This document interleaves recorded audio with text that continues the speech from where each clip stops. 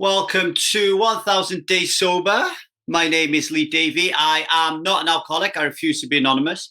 I am someone that doesn't drink alcohol, and I spend every making moment of my life helping other people do the same, like right now. Let me adjust my headphones a second here.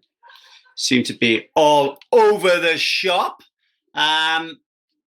So what are we going to be talking about this week? Let me just turn my phone off so I don't get interrupted. This week, we're going to be talking about a trigger called future thinking, okay? It was a trigger that was posted on the Strive Community Forum a long while ago now from Dom. And so that is what I'm going to delve into today. And I will start out by sharing the trigger in brief, right? Hey there, Stella Stannard McGee. Always good to see Stella here, 1000 Days Sober Coach. Welcome and for joining us, Stella. So here's a trigger in brief, and this is Dom's words, right? I was talking with my daughter today, and we often discuss going to Asia on holiday. She spent 6 months in China last year, and I took her to Hong Kong a few years ago on holiday. We were talking about going to Tokyo and how we'd love a holiday there when all this COVID crap is done. I was suddenly overcome with something of a feeling like despair. The thought of going to Tokyo brought back memories of being in Hong Kong and drinking beer at the night market and how much I loved that holiday. But now, how can I go back to Tokyo and not drink? Then, through his mind went this thought, I might as well quit. Otherwise, if we do go to Japan, I'm probably going to drink anyway. So I might as well just have a drink and get over with it. And he said that put me in a bad mood. And then I got piled on at work. I felt I was being buried under. The afternoon just came and went, and I had no time to check in with myself like I should have done. What's the point? I should be checking in with myself precisely at these most stressful moments. And it feels like that's the exact time I'm least able to do it, he says. I just felt completely wiped out by 5:30, and my brain was fried. I've been to the gym, and the day I've had, I would usually be into a bottle of wine right now. Instead, I'm on here, putting these thoughts down to bring back the moment when I was scared, depressed, angry at the thought of never drinking again, and that voice that was egging me on. Anyway, I haven't given into it, but I don't still feel happy about it, all right? So that was Dom's trigger. I'm just going to pop it into the comments box here. So you can have a read of it, actually. Maybe there'll be some people who join a little bit later and don't understand what the trigger is. So it's there if you need to read it. And I just want to preface this discussion by saying that Dom is currently working with me in a one-to-one personal coaching capacity. And he's gone over 50 days without having a drink. And he feels very happy. So whilst at the time he was a little bit worried about this trigger, right now he feels like he's in a really good spot, okay? So let's just recap this trigger, really kind of pistachio nutshell it down, right? So basically, he's talking to his daughter about going on a holiday to Asia, and he's triggered by a previous memory of going on holiday to Asia where he had a fantastic time, and during that time, he drank alcohol, all right? So then he gets into this funk where he's saying to himself, well, if I go out into Asia in the future, then I'm going to want to drink because I drank last time and I really enjoyed it. And, you know, this holiday, it's a vacation, so I'm going to drink. So I might as well drink now. What's the point waiting until I get to Asia to drink when I can just drink now, right? So that is really what he's saying. And then what he did really well, hey, hi, Tina, good to see you here. What he did really well is, where do you think, Stella, Tina, anybody else, post this into the comments, where do you think Dominic is when he's thinking about this? Like when he's having this trigger, is he in his brain or is he in his brain or is he in his body? Hi, Jennifer, nice to see you joining. Missing you, Jennifer. All right, Tina, Stella, Jennifer. Is Dominic in his head when he's having his trigger or is he in his body? Come on, don't be shy. Post in the comments. Aye, too slow for me. Too slow for me. Can't keep up. All right. Well, he's in his head, right? He's in his head.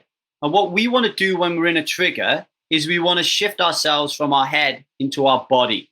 Okay? Yeah, nostalgia in his brain. Okay? So we want to get him out of his head and into his body. Or we want strivers to learn when they're triggered to get out of their head and into their body. And there are a number of ways that you could do that. Yeah. So Jennifer, Tina, Stella, what things do you think you can do to get out of your head and into your body during a trigger? If you just post in the comments, please, that'd be great. One of the things that Dominic did, yeah, I think everybody's liking this. Okay. I think what Dominic did, he went to the gym. So think about it. He said, I feel completely wiped out. My brain is fried. Now, what he normally does is he stays in his head and he has a bottle of wine. But what he did in this occasion is he went to the gym. And if we go to the gym, it's very likely that we can get into our body, not into our mind, and get out of our mind. I say very likely because we can still be in the gym exercising and still being completely in our head, right? So, keep thinking about what ways can I introduce into my life to get out of my head, to get into my body. And once you do practice that and get into your body, it's a lot easier to get over these triggers, okay? So, yeah, like Jennifer says, a good hike or exercise or something, okay?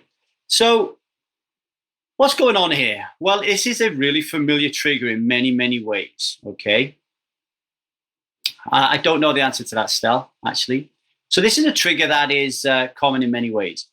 The holiday vacation trigger. So it's a holiday vacation trigger, and it's also a nostalgia trigger, right? So we'll deal with all of this. In the UK, where I grew up, and I'm pretty sure it's the same in, we're represented in North America, we're represented in across Australasia at Strive, and we're pretty much all in the same boat. When it comes to like going on a holiday, we have a lot of nostalgia and a lot of memories attached to going on holiday or vacation that are really, really heavily linked to alcohol. Okay. So when we think about actually going on a holiday, it can be a trigger for us, not only because we're thinking backwards and being nostalgic about it, but we're also thinking about the future. So for example, I always remember John, who's a therapist at 1000 Days Sober, when he was going through his journey, he'd actually booked like an all-inclusive 2-week holiday with his mates. And I remember thinking, fucking hell, John, I can't think of a worse place to be if you're trying to drink alcohol than on an all-inclusive holiday with the lads, where basically all you're doing is eating shit food, drinking cheap beer, and just getting wankered every night, right? But John had booked it. He went, and like a rock star, he didn't drink and he got through it. And today he's like a gazillion days sober and he's one of our top therapists, right?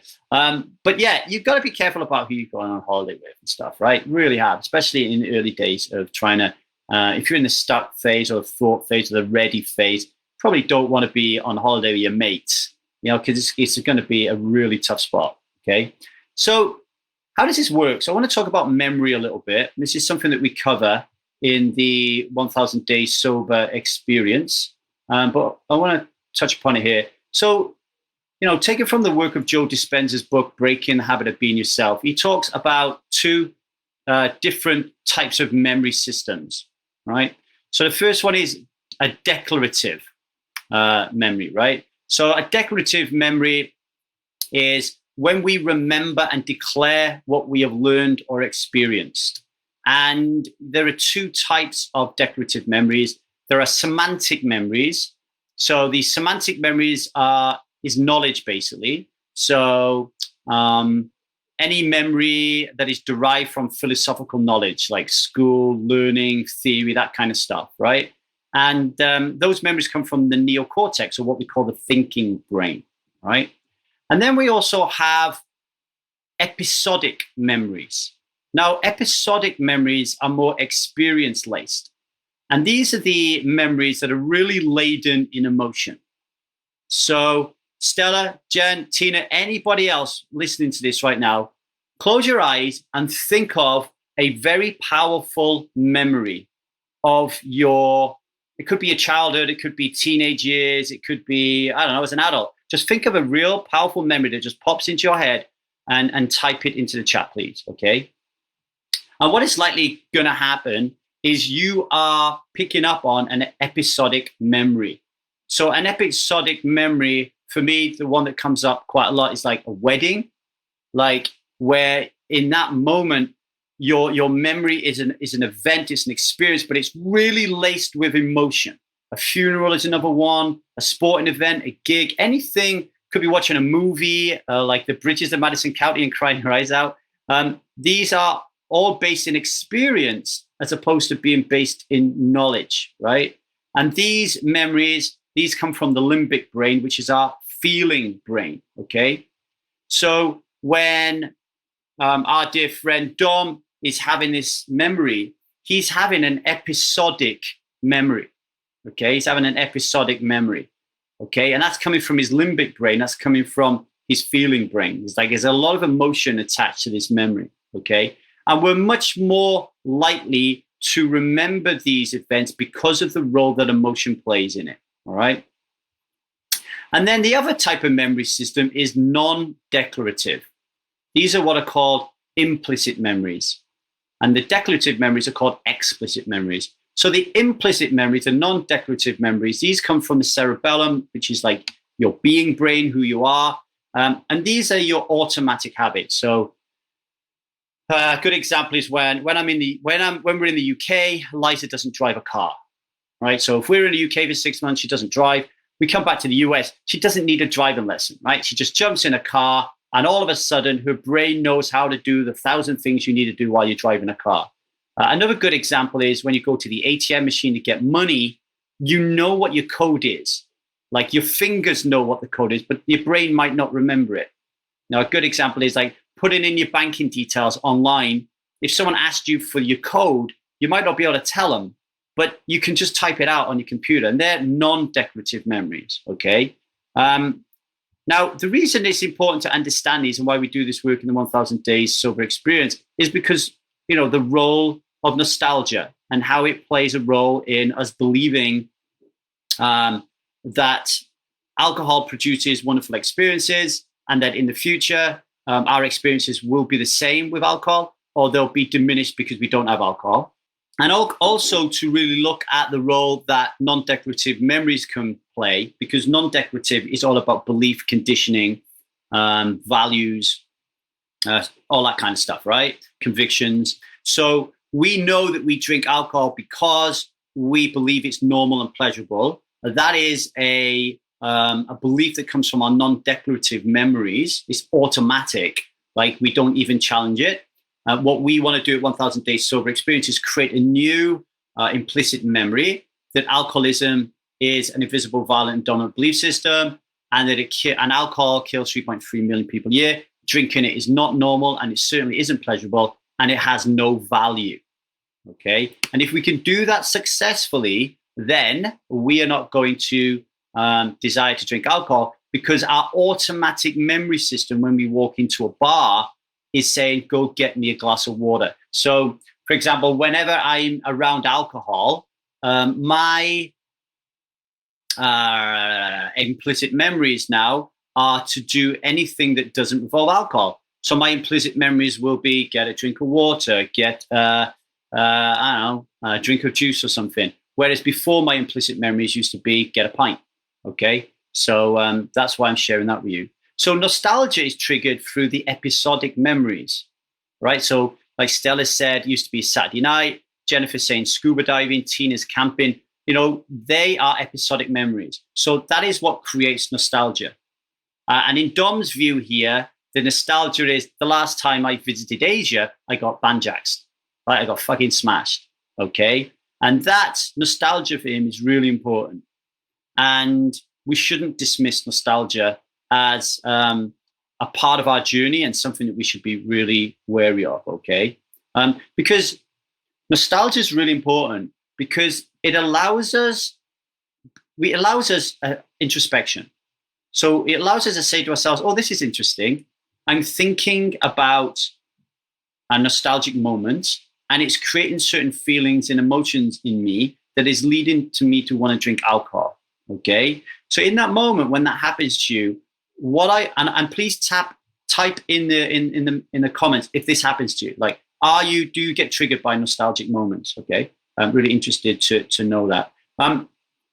When this happens, what I want you to do is say to yourself, okay, what is missing from my life right now that has just triggered that memory? Okay, what are the feelings that are present when I think about drinking alcohol in Hong Kong? Are those feelings abundant in my life right now? And if not, how can we flip this? So there's two ways you can look at this. One way you could look at it is come from scarcity mindset. You can look at it and you can say to yourself, oh, wow, just had a nostalgic feeling about going to Asia and getting really drunk.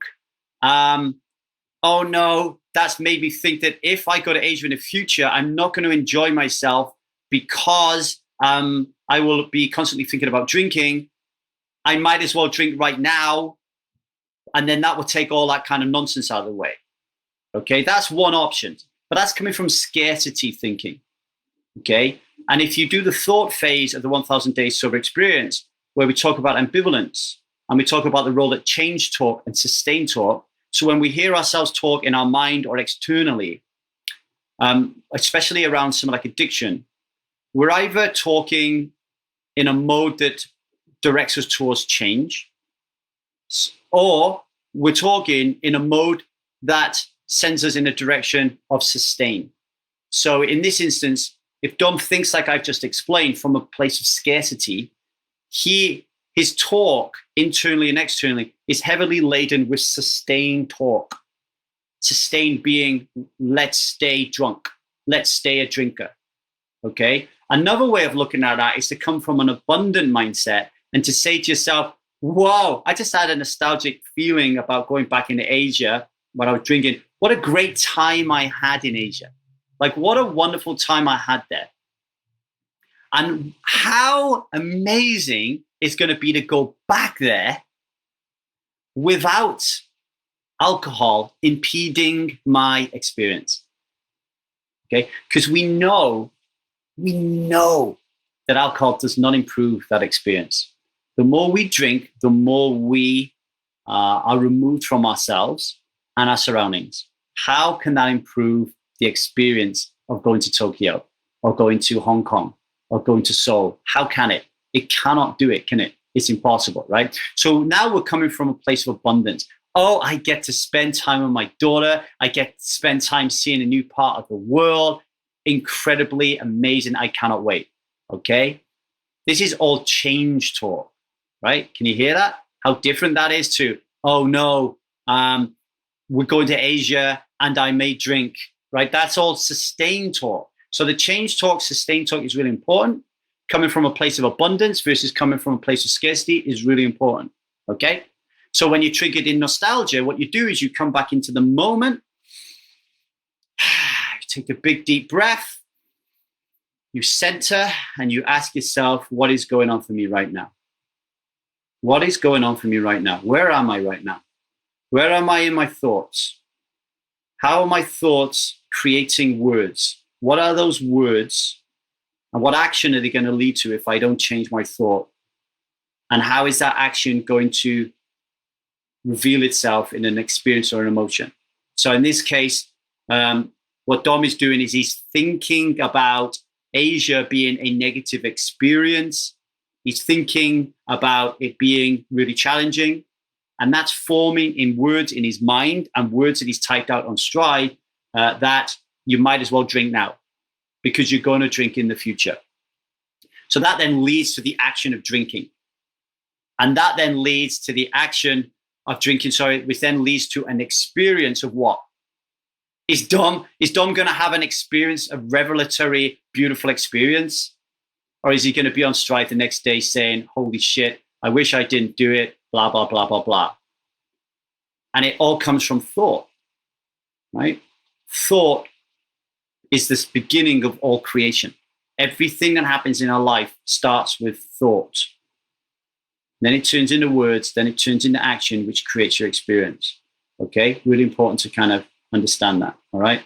What else have I written here? So, yeah, you need to flip it. You need to say to yourself, what is going on in my life right now? Like, what am I missing? And how can I put it in my life? Which is very different to, let me give you an example. So, hang on, let me have a cup of tea while I think about it. When I worked on the railway, I used to take a lot of drugs. And they introduced a drug and alcohol policy, which meant that I couldn't take drugs, because if I did, I would lose my job.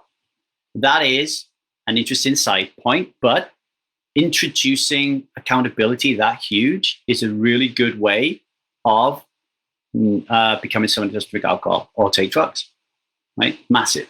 Another one is create a company called 1000 Days Sober, so you can't drink, because if you do, everyone's going to think you're a phony, right? These big things really help. So I couldn't take drugs.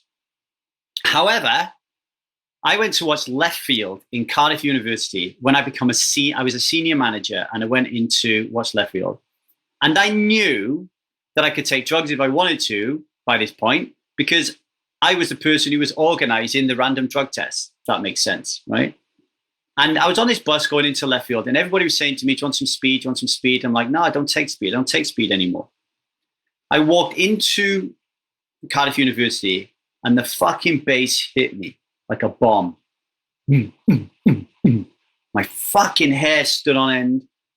My bones were kind of shaking. And I was like, fucking hell, give me that gram of speed. And down my neck it went, right? That is a episodic memory. Like, it really sticks in my mind, okay? When I hear Left Field now, right? When I hear Left Field now, it triggers that memory, right? So when I'm writing or something and Left Field comes on, because it's on my Spotify playlist, it triggers that memory sometimes, all right? Now, let me ask you, what is that memory telling me that I'm missing in that moment? Is it telling me that I'm missing speed?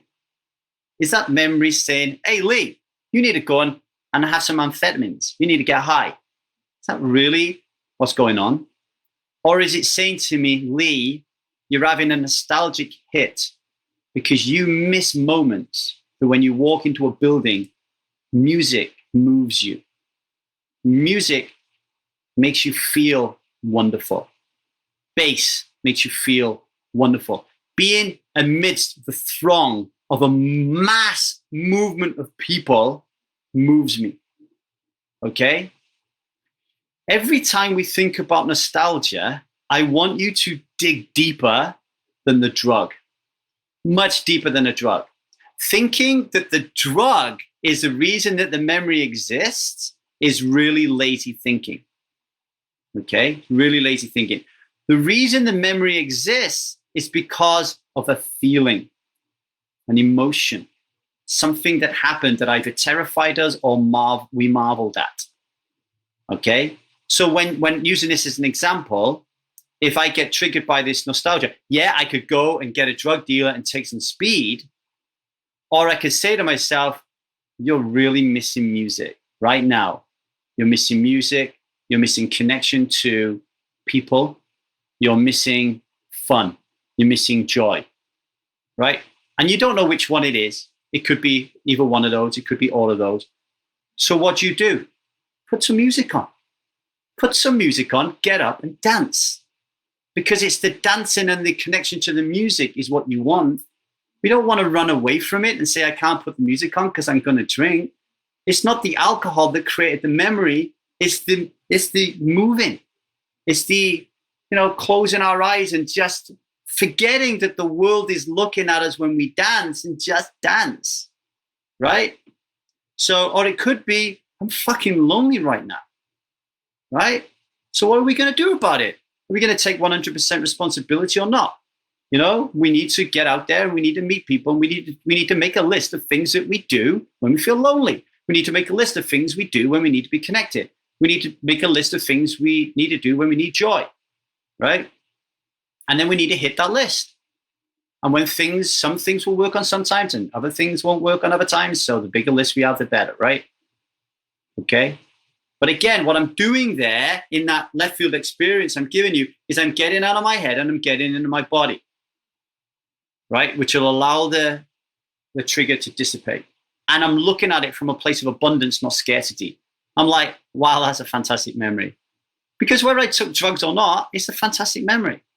Like the drugs, they didn't mar my experience in that moment, right? So I had a wonderful nostalgic memory that triggers something like dancing or loneliness, and I need to deal with it and think about it. But that is the most important thing, is getting centered and asking yourself, why am I really being triggered right now?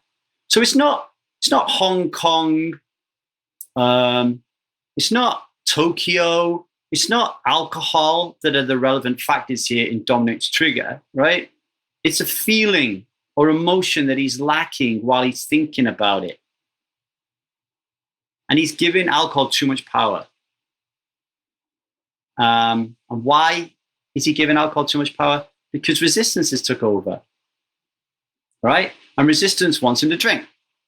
So resistance will create this, this supernatural bond, this this really kind of urgent message to you that alcohol is the reason Asia is fantastic.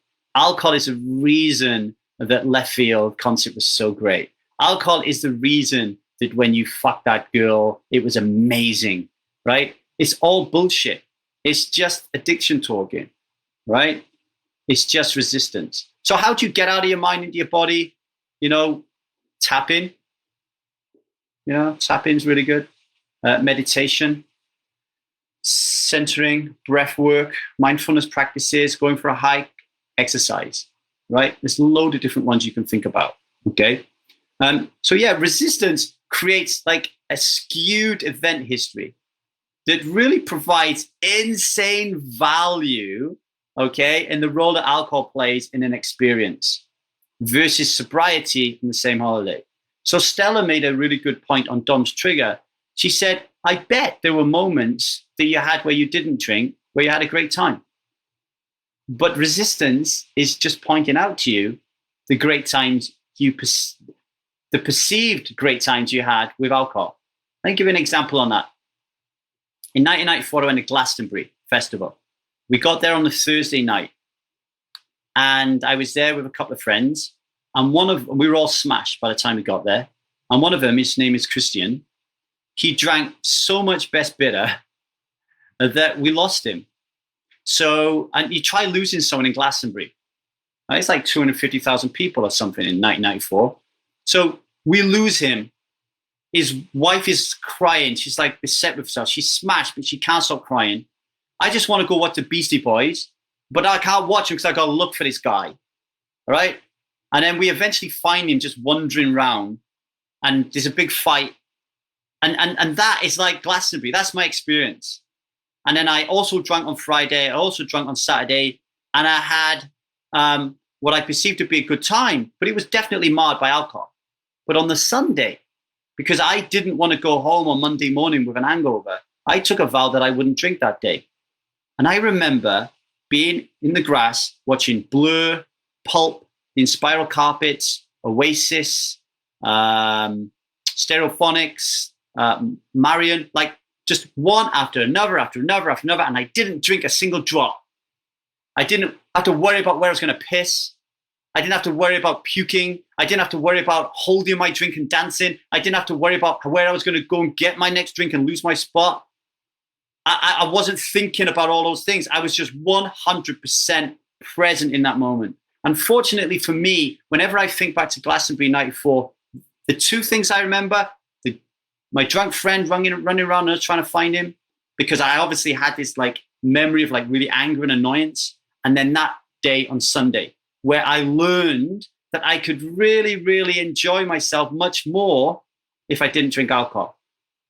But resistance would have told me at that time, because I was a drinker, that whole Glastonbury 1994 experience was better because of the alcohol. And I would have believed it, because why wouldn't I? I think drinking alcohol is normal and pleasurable. Resistance doesn't want me to think anything different, right?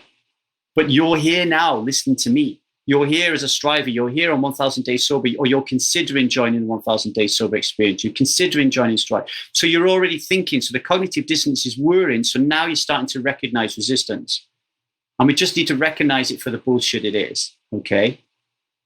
Because resistance role, get this, right? I really want this to land because it's really important. Resistance's role is to protect your dignity. Now, you might think that's crazy because you go out on a Saturday night and your tits are hanging out, you're fucking showing your beaver because you're falling over and your skirt's falling over your head, right? And you think that's not protecting your dignity, but that's not what I'm talking about because we don't even give a shit about those things when we've had a drink, right? We don't care a shit. It preserves your dignity because to admit that we're drinking a powerful poison, a drug that kills 3.3 million people a year and has zero long-term value, we can't admit that. That, my friends, okay, is something we cannot admit. So we will not go there because dignity is really important to us. So what we do is we allow resistance to take control. We say, I don't know what to do here. I don't know how to control this shit. Resistance, you know what to do? Resistance is like, leave it in me. What's happened if we've got a severe case of cognitive dissonance? That's why you're getting all upset and confused. So what I'm going to do is I'm going to get rid of it. And the way I'm going to get rid of it is I'm going to keep reminding you that everything that Davy says is fucking bullshit. All right? And I'm going to keep reminding you that alcohol is amazing. And the way that I'm going to do this is I'm going to introduce a lot of episodic memories called nostalgia. And we're going to keep injecting it all the time so you can keep remembering how fucking great alcohol is, right? And then if you keep doing that, I promise you, you won't have this fight in your head. You won't have to have these talks and these discussions going in your head. You're good with that? And you're like, yes. Oh, yes. Right? Just give me the antidepressants and just fucking get on with it. I don't want to deal with this shit. I don't want to have these conversations, right? That's how resistance wins. So we have to think different. We have to come out of this place of scarcity. We have to reclaim our power and we have to start saying, no, I'm drawing a fucking line in the sand and I'm taking ownership of my fucking life, okay? Like, might as well give up now because I'm never, ever going to be able to succeed. That is a fucking... If resistance had an army of followers on social media, that would be one of their main quotes, okay? And there is something also about this trigger that Anna Welch, one of our 1000 Day Sobriety coaches, picked up on. And she pointed to an email she got from Belle from Tired of Thinking About Drinking. And I've interviewed Belle on our podcast. You should check it out. I've never really got into her stuff too much, but feedback from Strivers is that it's amazing. So if you're listening to this and you're looking for other alternatives, other than 1000 Days Sober Experience, and check out Belle from Tired About Thinking About Drinking. And Anna said, Belle says to remember that when you go on holidays, when you're drinking, or when you go on holidays and you're not drinking, or you just go on holidays as opposed to staying at home, you're still the same person. Like, let that land, right?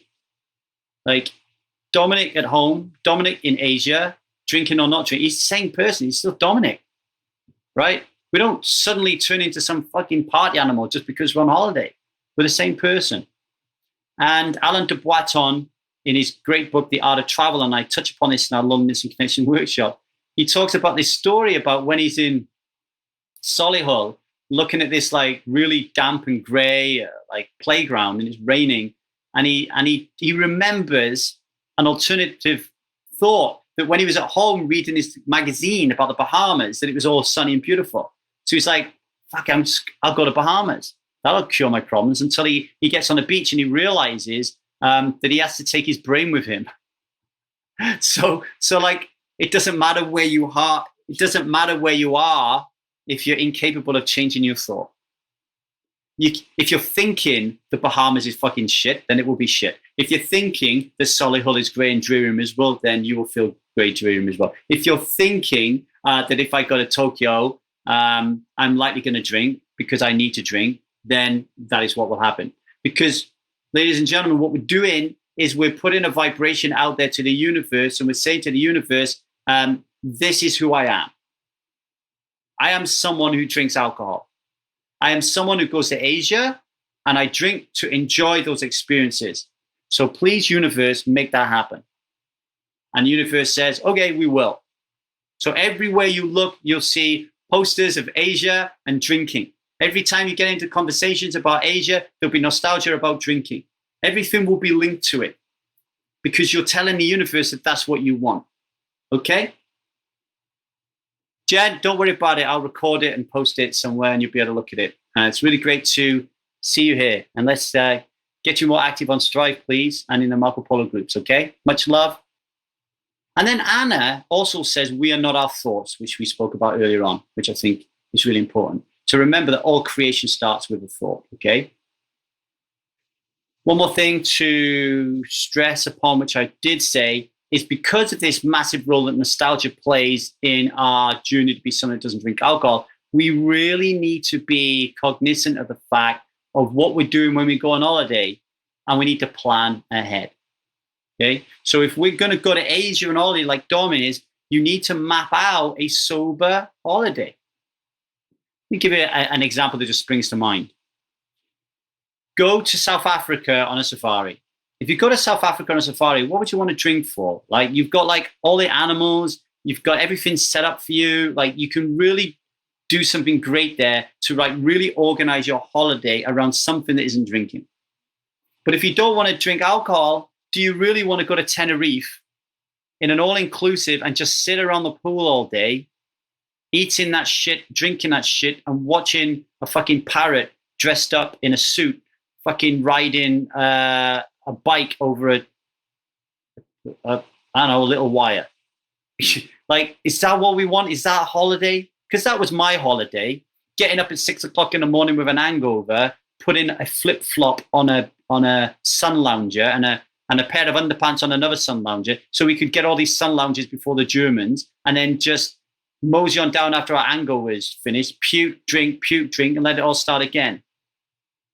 Or you can go to Paris on holiday and you can go to the Louvre, or you can visit the Eiffel Tower, or you can go to all the boulangeries, or walk down the Champs-Élysées, or go to, I don't know, there's so many things you can do that don't revolve around alcohol.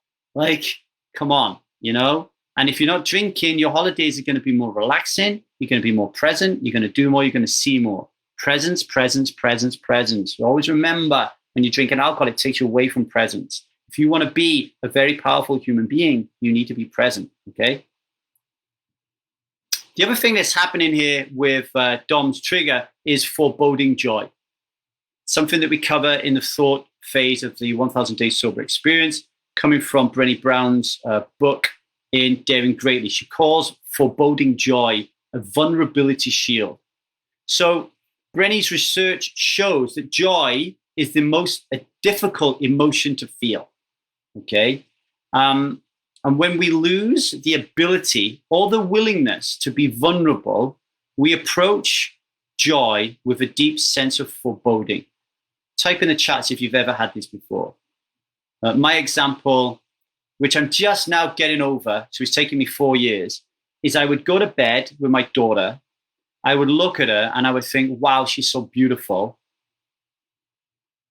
I'm going to crush her and kill her tonight, right? Or when she was first born, I would walk into the room when she was a baby. I would look at her and I would think, oh my God, I can't believe I created that. She's so amazing. I'm so happy and grateful I got a little baby girl. And then I would listen to see if she was breathing because I was sure that she was dead. Like, we don't allow ourselves to just flourish in the joy, right? We cannot be that vulnerable as human beings because it feels like we're being set up for failure. So we forebode it. We have this like, no, don't be joyful. Let's bring some catastrophe into it. My kid's going to die. My holiday is going to be shit. My social structure is going to be fucking a mess. This is why, and when this happens, it's one of the most cruelest things that I see happen, is when people go 160, 200, 300 days without drinking, they're fucking flying and they drink. And the reason they drink is because they're doing so well. They're doing so well, they can't allow themselves to feel the full power and joy of their power. They can't allow themselves to step into it. So they drink. They foreboding joy, okay? And this is because if you think about it, we come from a culture of deep scarcity, deep, deep, deep, deep scarcity. Everybody is addicted to something because the world is an addictive system, and the beating heart of that system is scarcity. You know, we look on social media, we're not pretty enough. We're not thin enough. We're not fat enough. Our bum's not right. Our wrinkles are too wrinkly. We're not wearing the right clothes. When it comes to being sober, we don't have enough sobriety days. I'm just not getting this zero value thing that Lee keeps going on about. Why does this person write these posts much better than me? Why do they look much better than me on Marco Polo? Why is that guy next to me got a Tesla? You know, why have they got that house? Why are their kids better looking than my kids? And on and on and on. Like, it's a culture of scarcity. So it makes us feel like our joy is like a setup, okay? And I know, looking at this trigger and speaking to Dom, I know that he slips into scarcity thinking and foreboding joy. It's a part of his personality which he's working really hard at getting rid of, which says, I'm not good enough. I am not respected enough. I can't do this. Right? So every time he sees a chink of light in his work or his life, he slips into this way of thinking, no, I'm not good enough. You know, he'll get a promotion. When am I going to get sacked? He'll connect with his daughter. When is this going to end? Right? Like it was deep in him, and he's working on that. Really, really important. So think about this. Taking a trip to Asia is an extremely vulnerable experience for Dom because he's going with his daughter. And I know that connecting with his daughter is really important to him. And I also know that because he's been drinking, he is aware that his drinking career, as we'll call it, has widened the connection that he has with his daughter. Like, he's connected with her, but he knows that he could have been more connected with her had he not drunk. And he wants that to change. He wants his daughter to experience him with the mask off, with the armor dropped, because he believes being that role model is going to pay dividends in how she grows up.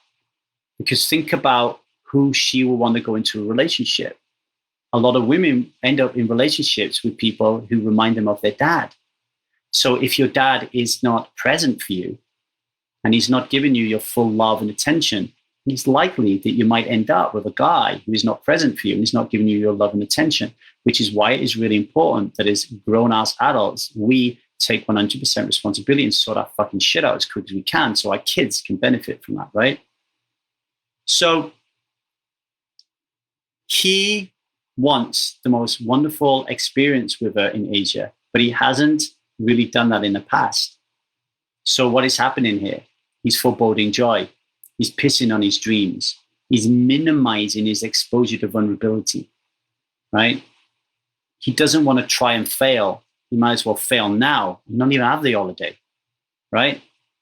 He's rehearsing tragedy. The other thing that Brenny talks about is perpetual disappointment. What's the point? I might as well drink.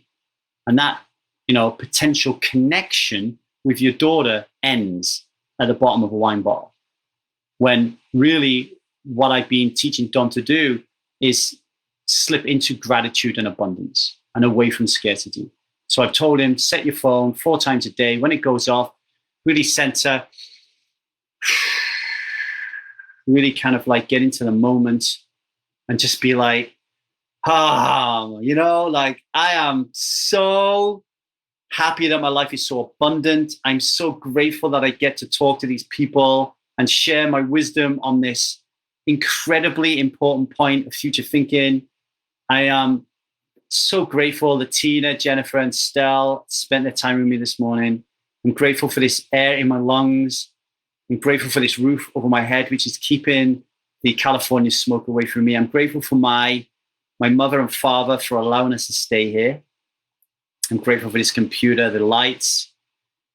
I'm grateful for just having all my needs met and just having just so much love in my heart and just tapping into kind of this thing that I don't understand, that is guiding me to touch as many people's lives as I can. I'm really grateful. I love it. I fucking love it. I love it. I'm so grateful. I'm so feeling abundant, and you can take it as far as you want.